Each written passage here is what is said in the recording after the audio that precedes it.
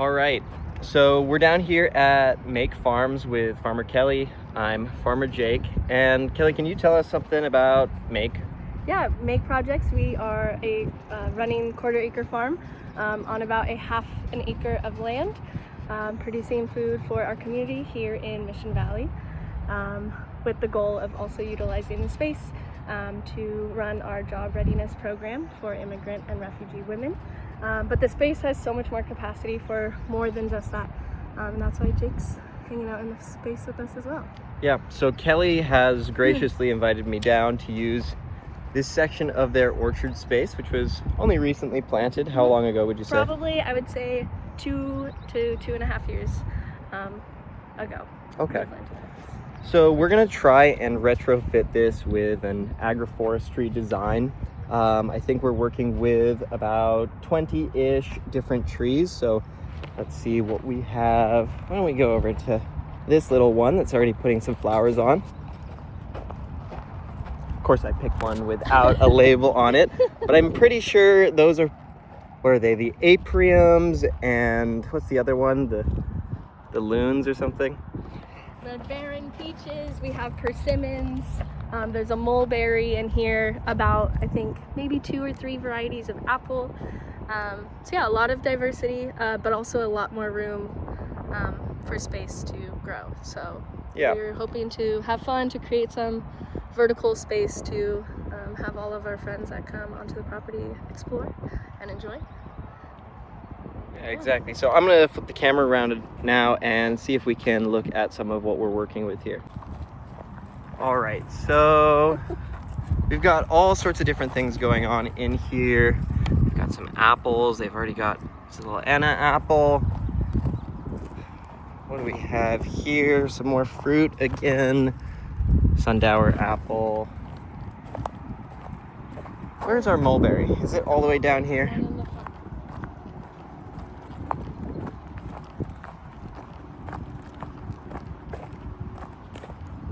All right, there's our little mulberry.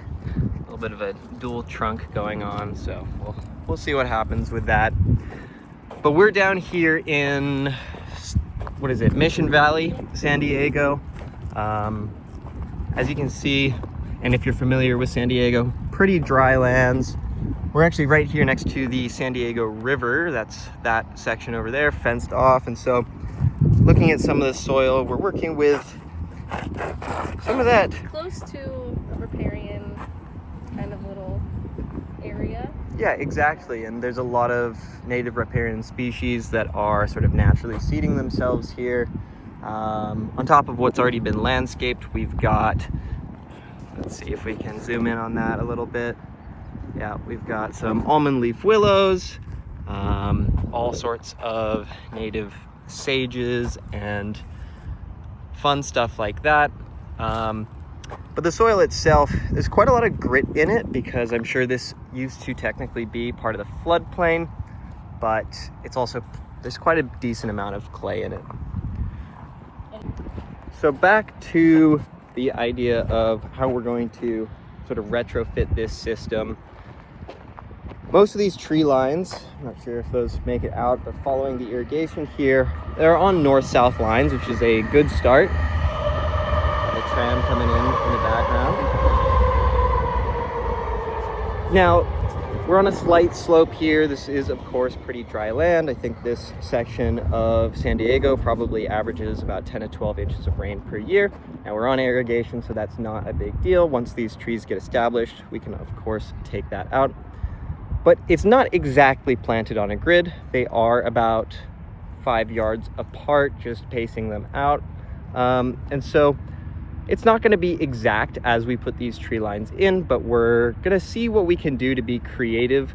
I think what's really interesting about this project in particular is that a lot of people approach these agroforestry systems, you know, clean slate. They're either pulling out whatever old growth groves used to be there and putting them into some more of these modern practices, these modern regenerative practices.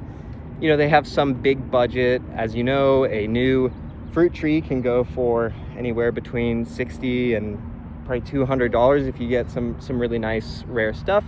But our budget here is $0, and I think that's a really fun constraint because it's probably a little bit more accurate for the home grower, for the homesteader, for people working with smaller plots like we are here. And so one of my favorite parts about this is that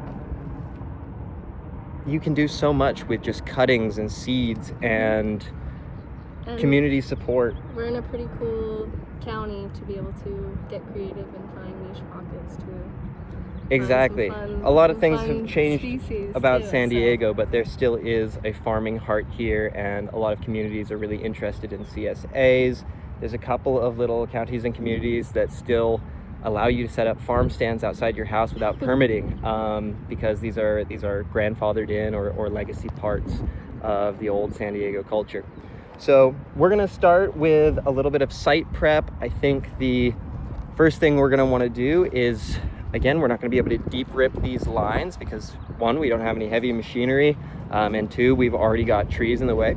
But a second option is we're gonna broad fork some of these lines. I'll turn the camera around one more time. So there we have Kelly sitting in the first grid. We've got 1, 2, 3, 4. And so this little section here running north-south, you can see I already did one little test broad fork to see what I was working with. And luckily for us, the soil's not too compact. I've definitely spent a lot more time standing on a broad fork to get it into the ground.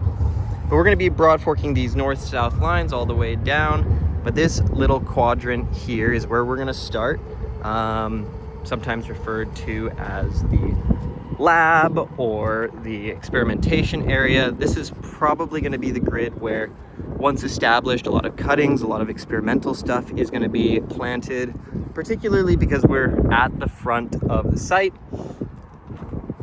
As people walk in, whether it's different tours or field trips or educational things that Kelly and the Make Projects group do, having a nice little demonstration up front from a site design perspective is, I think, going to be the most exciting way to interact and educate people on what we're doing here.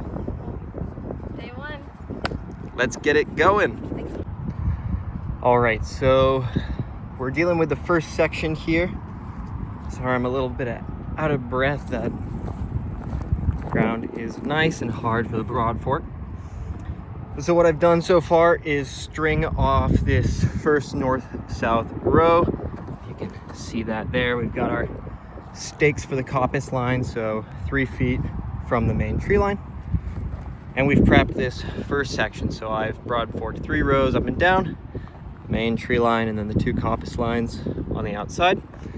So we're gonna move on over to this section here. And of course, this is part of the fun with it being a retrofit, is I won't be able to broad fork through that, but that does make it interesting. We would like to have a path through the food forest system, and so that gives me natural access way. I'm not going to be able to plant there anyway, so we can have a little bit of a winding path. And then potentially where the site kind of opens up here, we end up with a couple of big spaces because we go from 4 trees to 3 in the line. And so this section, this quadrant that I'm sitting in here, could potentially work very nicely for an outdoor room, a walled area that you can sort of walk into, but it's walled with plants, with nature. There's definitely a possibility for a seating area, sort of an outdoor classroom within the food forest here. So things can change over time as we brainstorm different ideas for the site and how we're going to work with the people who come here for education. But we want to keep in mind an overall layout, a strategy for a people-oriented system before we go planting things everywhere. Now, luckily, a chainsaw can always open space up if needed, but ideally we can come up with a proper strategy in the beginning so we won't have to undo our work later. All right, well, we're running a little bit low on time, but I wanted to do another check-in with sort of what I'm thinking for this space. So we've got a little bit of a layout here, and I'm still missing another tree, but here's my species selection. So we've got a eucalyptus. I'm honestly not sure what kind, but these guys just grow so prolifically down here. You can find them, you know, sort of that weedscape idea. They grow absolutely everywhere. So they're a great selection. I've also got an acacia, and I can probably find out the specific name of this one as well. It's just a little guy. And then I'm going to be planting a wattle that I'm going to be able to steal from that little thicket over there into my hedge line. You'll notice I've also got some aloe in this setup. Mostly what I'm thinking, even though I do have irrigation run on here, you know, these might not be here forever.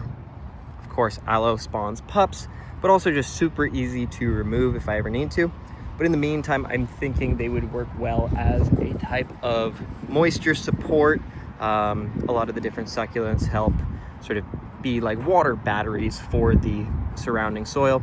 So maybe necessary, maybe not. Either way, they'll grow quickly in this climate. There's still an element of shading and ground cover to reduce evaporation. So, you know, I'm working with what I have. I've had something like 50 aloe plants at home for ages that I've been trying to get rid of, and this seems like the perfect application. All right, so we've run out of time for today, but this is what the system's starting to look like. I'll flip the camera around and get a better shot, but now I want to take a little bit of time just to walk around and check things out. Got the irrigation running right now, so just gonna check for any leaks or issues, and we'll see. All right, so we're just walking around checking irrigation now. For the most part, it looks like everything's doing fine. Maybe one or two replacements. That little guy is not spinning. And let's see. That one could probably use some help. This one has just turned into a drip head. So I might play with that, see if it's got a setting, but yeah, that guy's gonna need a little bit more water. Nice spread here.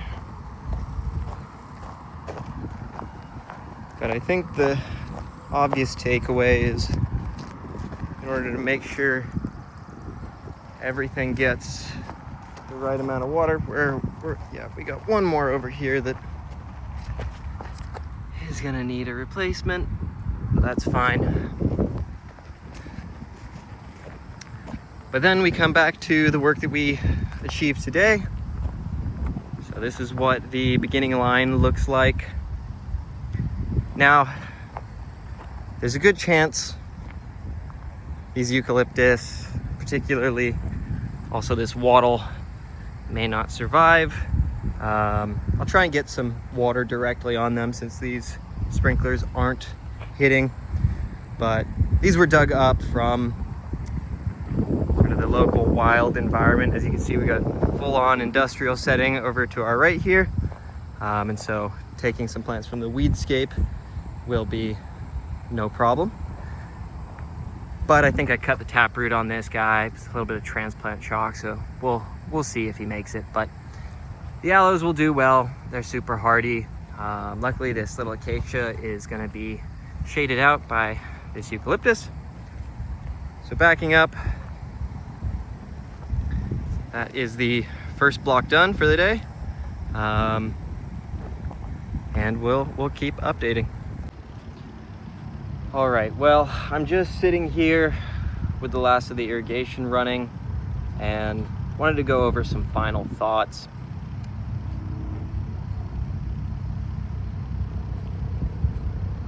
It's a really interesting constraint working with no budget. I think there's a big temptation for these projects to be seen as a, you know, in the commercial light. You've got an orchard to plant, the new either food forestry or syntropic agroforestry plan is sort of the regenerative alternative to those commercial systems. And of course, with the promise that there's higher productivity with the polyculture, you're generating a lot of your own mulch in situ. There's a lot of upsides. But there's also a lot of people who are passionate about regenerative farming on their own scale, either for their own sustainability or just to create enjoyable green spaces, to be able to do what I'm doing right now, which is just sitting down, enjoying a little bit of shade. Hopefully we'll be from trees one day, but at the moment we just have a little shade structure.